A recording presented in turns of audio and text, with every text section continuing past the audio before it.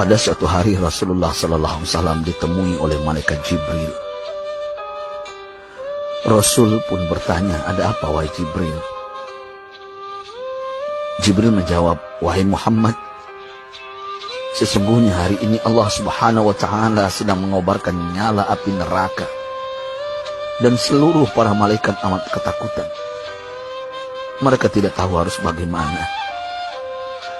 Untung aku ingat, kata Jibril, bahwa engkau Muhammad adalah sumber cinta dan sayang Allah Subhanahu wa Ta'ala kepada alam semesta. Dengan alasan itu aku kesini, bertabaruk mengambil berkah dengan cinta Allah kepada dirimu, ya Rasulullah, ya Muhammad.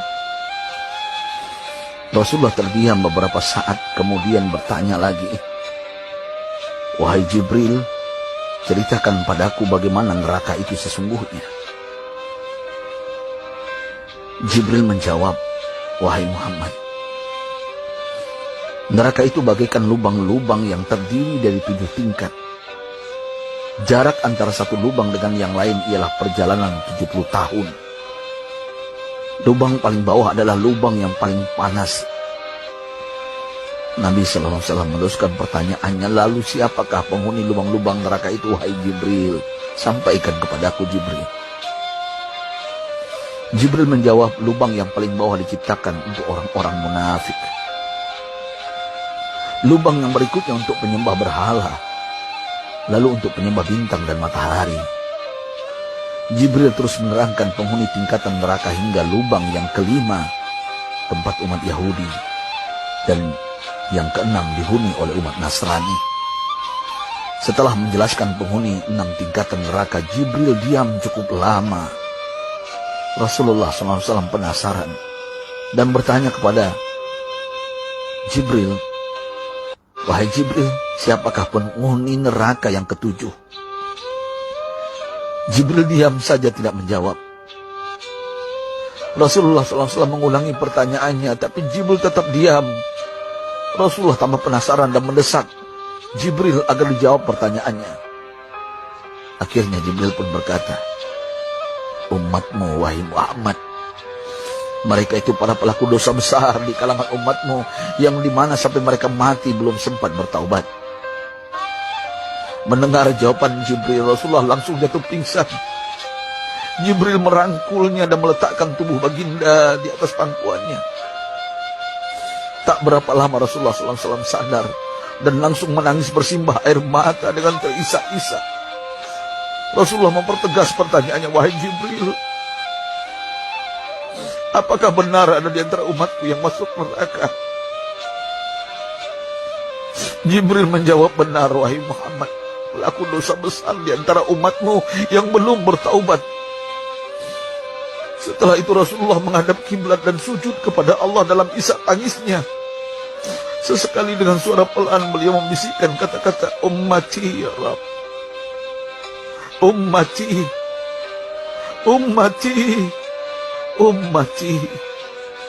Beliau SAW tidak mengangkat kepalanya dalam keadaan seperti itu selama 3 hari 3 malam, kecuali setiap Bilal bin Rabah mengumandangkan azan, barulah beliau bangkit untuk menjadi imam, dan setelah itu kembali sujud lagi. Pada hari ketiga Abu Bakar menyadari hal ini, beliau mengetuk pintu Rasulullah dan mengucapkan salam 3 kali, namun tidak terdengar jawaban. Abu Bakar sedih dan berseru di hadapan pintu Nabi besar Muhammad SAW, apakah ada jalan untuk masuk ke rumahmu ya Rasulullah? Tetap tidak ada jawaban. Di jalan Abu Bakar bertemu sahabat Umar. Mengapa engkau menangis wahai Abu Bakar? Kata Umar. Abu Bakar menceritakan keadaan Rasulullah SAW. Maka Umar pun melangkah menuju rumah Rasulullah dan terjadilah hal yang sama. Umar pun pulang dan menangis. Di jalan Umar bertemu sahabat Salman Al-Farisi. Dengan terisak Umar bercerita kepada Salman hingga membuat dia amat sedih, namun tidak berani mengulangi hal yang sama. Salman melangkah menuju rumah Fatimah radhiyallahu anha dan menceritakan hal itu. Setengah berlari Fatimah menuju rumah ayah tercinta dan mengetuk pintu sambil mengucapkan salam. Mendengar suara lembut putri tercinta, sejuklah dada Rasulullah. Beliau bangkit dari sujud dan membuka pintu.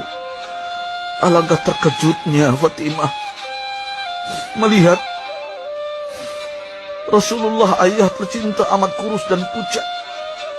Fatimah memeluknya lalu menangis. Wahai ayah, apa yang terjadi? Mengapa engkau amat sedih seperti ini? Rasulullah kembali menangis dan berkata dengan suara lirik, wahai Fatimah, belahan jiwa aku. Bagaimana mungkin aku tidak sedih sedangkan Jibril mengatakan akan ada kelak umatku yang akan masuk neraka. Subhanallah, betapa besar cinta Rasulullah kepada kita umatnya. Sahabatku, Rasulullah mencintai kita. Antaman ma'aman ahbabta, engkau akan berkumpul dengan orang yang kau cintai. Mari kita mencintai baginda Nabi besar Muhammad SAW yang mencintai kita umatnya, yang tidak rela kita masuk neraka. Mari kita mencintai beliau dengan berselawat. Sahabatku, sampaikan, Rasul mengajarkan kepada kita, mandalla ala khairin falau mislu ajri fa'ilin.